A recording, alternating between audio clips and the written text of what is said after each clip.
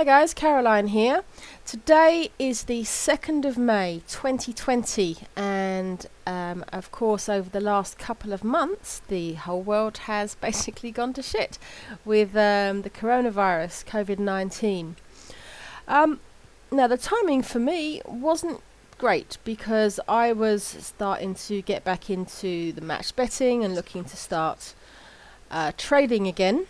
And then March happened and everything got cancelled. So over the last few weeks I've been kind of reevaluating things and deciding what I'm going to do. And I do actually want to continue trying the trading. This is something that I haven't had success with. I first started this channel like 9 months ago. I first started trying to trade well over a year ago. I've tried football and scalping on the horses, and so far I haven't had any luck with either. But I have decided to use the pandemic as a kind of a practice run for before the UK and Irish racing comes back. Now what I have in front of me on the screen right now is a race in the United States. This is Tampa Bay Downs. Now they're on most days, and so far the liquidity on these markets has been pretty high, and I assume it's because there are many traders out there that are thinking the same of me, and they want to trade. It's like, oh, what should we trade? Let's try the US markets. So currently we're just under 4 minutes before the start of the race. There's £51,000 traded. Now what I'm going to do in this video is I'll walk you through a little bit of what I'm looking at on my screen, what I'm doing here, and I'm also going to chat a little bit about where I've been and so forth. So this is BetAngel, which is the software that I prefer to use. Now I am in practice mode. So I have talked a bit before about the difference between practice mode and live mode. Now for me personally, practice mode isn't really a proper trial run as such, because I know that my behaviour isn't quite the same, and I prefer to work in live mode. However, having said that, the US, Australian, any international markets, they're simply not going to behave in the same way as the British markets, and so I don't want to put too much stock into it. So I'm not going to start trading live until the British and Irish horse racing comes back. But this gives me a chance to just play around, to just get familiar with the markets again. The last video that I did was back in December of last year, so we're going back like 5 months, and I was starting to trade football again. I tried that for quite some time and I failed again for the same reasons I failed the first time.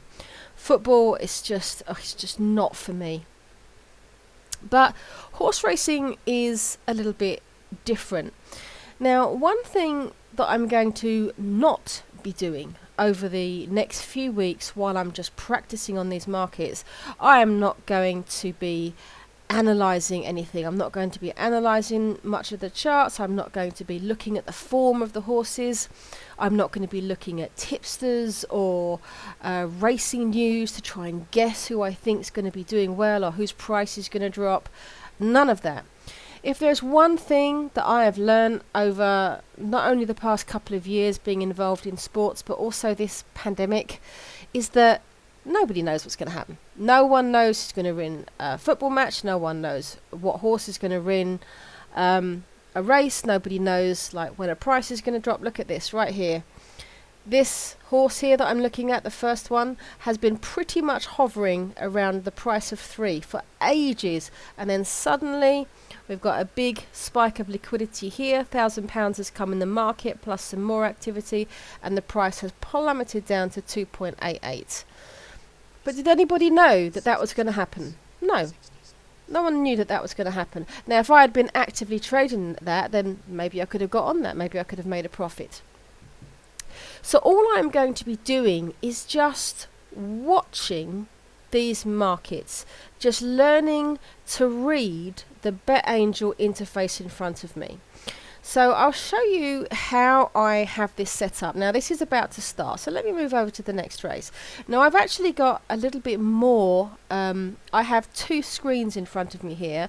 Now this is my laptop with webcam there, and I have a second monitor which is actually much larger. So usually I have this screen over here, but I've got this the other way around for the purposes of the video.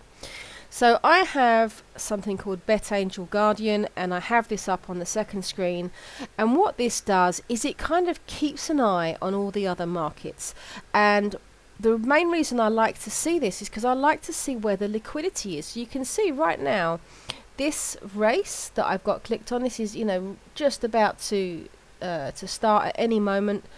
And the liquidity is flying up now, so we're up to 69,000, and that's going to continue to rise as the race goes in play.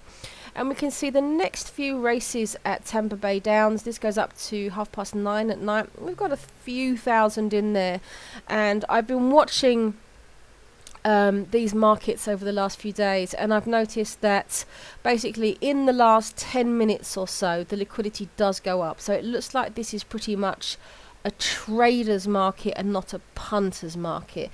So what I mean by that is, you know, in the UK, the horse racing industry is pretty strong, and punters like to just bet on races, you know, for just to win money. And so very often there's money going into those markets early on in the day, sometimes even the night before the race, as people will look at newspapers and see tipsters and so forth, or just look at the markets and see which horse they fancy. So you usually find that you've got these kinds of volumes, you know, 50,000 or so hours before, or maybe not hours before, but certainly significantly before the race. But here I'm finding that liquidity is very low right up until the last few minutes. So that suggests to me that this is just traders which are in here. So already now we're up to 85,000 on this race. But let's go up to the next one, which starts at 5 to 6. So I've clicked on it. It comes into the one-click screen, but I prefer to look at the ladder. So there's over half an hour for this one. Now I like to click this little button over here, which will sort my first three ladders. So this is the screen that I have all the time now.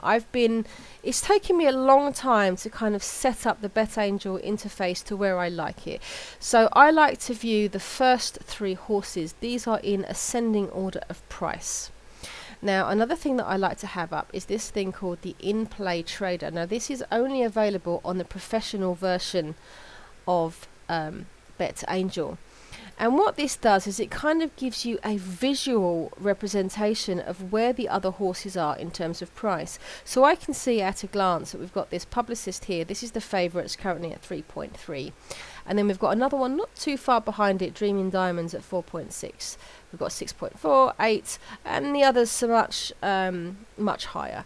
So generally speaking, the first three horses is what I'm looking at. I will generally have this sitting on another screen, and I just glance at it, because this screen here only shows me my first three horses. If there was a race where, say, we've got the top 3, 4, 5 horses all similar price, sometimes a movement might happen on a horse that I'm not looking at here, and I might not notice that suddenly there's another horse grabbing a load of liquidity. So I like to keep an eye on that and just glance at it every now and then, just to see that I'm watching the right ones. And if something changes, I press this button over here to sort of reorder my screen again. So each one of these ladders corresponds to one horse. Now underneath it I've got basically these candle charts on 3 different places on my screen. So next to each ladder I've got, this is like a little tiny candle chart of the most immediate few minutes. This is a zoomed out version which is going to show over a much longer period of time. Now because I've only just clicked on this has only started gathering data, but over the next half an hour as we get closer to the race, this will fill up, whereas this part will only show the last couple of minutes or so. Over on the right here, this is a more zoomed in version of whichever ladder I choose, whichever horse I want to currently trade. So this corresponds to ladder 1, 2, 3 and so forth. So generally speaking, I'm trading the favourite. What I'm usually looking for is to trade the horse with the highest liquidity. So right now we're half an hour out. There is 11,000 matched, which isn't very much, but most of it is on this first horse. 8,000 here on this one. Dreaming Diamonds only has 1,200 and just 600 on this one here. So I would be looking to trade this horse over here.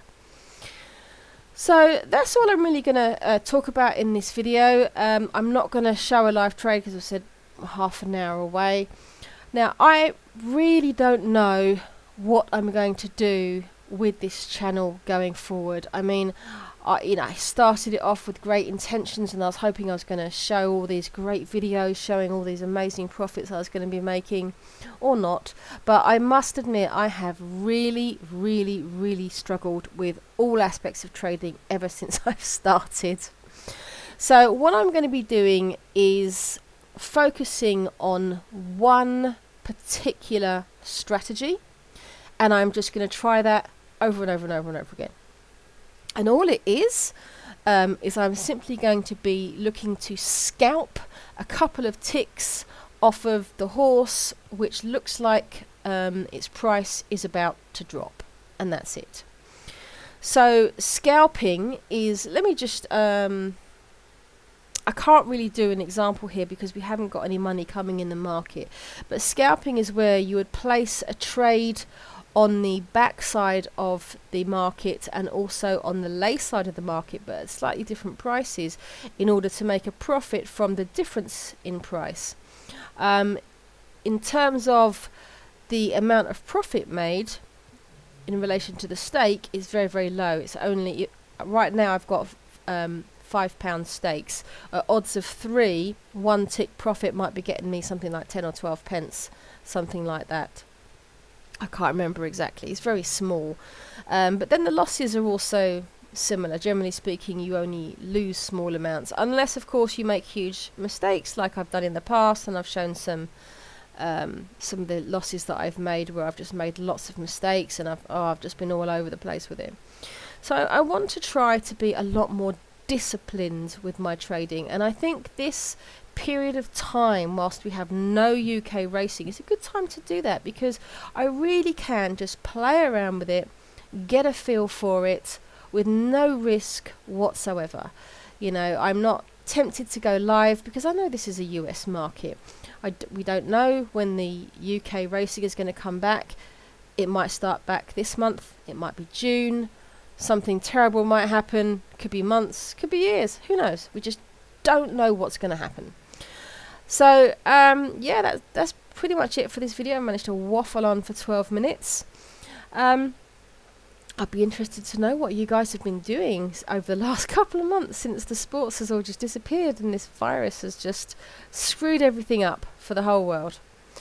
Yeah, so that's about it. Thank you very much for continuing to watch. I've noticed that subscribers have continued to sort of trickle in over the last few months, even though I've done nothing with the channel. I've put no videos on, so I do appreciate that.